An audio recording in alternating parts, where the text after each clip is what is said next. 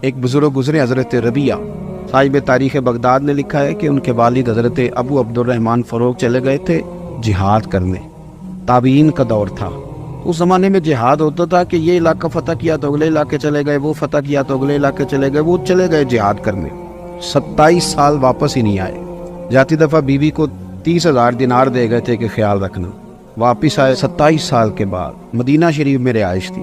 دروازے پہ دستک دی، بیٹے نے دروازہ کھولا تو ہاتھ میں نیزہ تھا۔ کہنے لگے پیچھے ہٹ، تو کون ہے میرے گھر پہ قبضہ کیا ہوا ہے؟ تو صاحبزادے کہنے لگے بابا تو کدھر سے آ گیا ہے؟ تو پیچھے ہٹ نا، میرے گھر میں تو کیوں بغیر اجازت کے داخل ہو رہا ہے؟ بات بڑھ گئی، لوگ جمع ہو گئے۔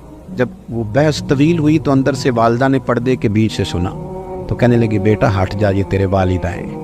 ماں بھی بیٹے سے بڑا پیار کرتی ہے، پر پتر لیٹا ہو نا تو باپ تو دیکھ دیکھ کے راضی ہوتا رہتا ہے۔ باقی لوگ تجھے پیسے دیتے ہوں گے، تحفے دیتے ہوں گے، باپ تجھے اپنی جوانی دے دیتا ہے۔ تو والد نے بیٹے سے ملاقات کی، باپ بیٹا بڑا روئے۔ اب عصر کی اذان ہو چکی تھی مسجد نبوی میں۔ حضرت ربیہ چلے گئے نماز کے لیے۔ والد آئے تھے سفر سے، کھانا وانا کھایا، غسل کیا، فارغ ہوئے۔ پوچھتے ہیں اپنی اہلیہ سے کہ وہ میرا 30,000 دینار کدھر ہے؟ اہلیہ کہنے لگی آپ نا مسجد نبوی شریف جائیں، نماز پڑھ کے آئیں، بتاتی ہوں پیسے کہاں ہیں۔ اب بیٹے جب گھر سے گئے تھے تو سادے لباس میں تھے، اب جب مسجد شریف پہنچے تو امامہ ہے، اور مسجد بھی معمولی نہیں، حضور کی مسجد ہے۔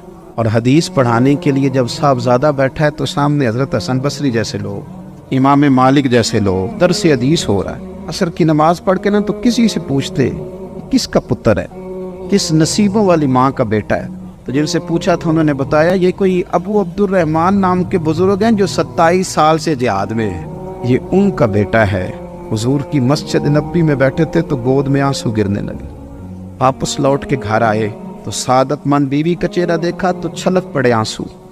بیوی سمجھ گئی کہ پتر کو حدیث پڑھاتا دیکھا ہے، تو دیکھتے شوہر کو کہنے لگی میں نے نا آپ کا 30,000 دینار آپ کے بیٹے کو عالم بنانے میں لگا دیا ہے، مجھے بتاؤ میں نے پیسے ضائع تو نہیں کیے؟ تو ہاتھ اٹھائے اور کہا میں رب کی بارگاہ میں دعا کرتا ہوں اللہ تجھے بہترین صلہ عطا کرے۔ بھائی یہ جو ذوق ہے نا، یہ جو ذوق ہے اس کو آپ سمجھیں، آپ اپنے بچوں کو کاش اس طرف لائیں۔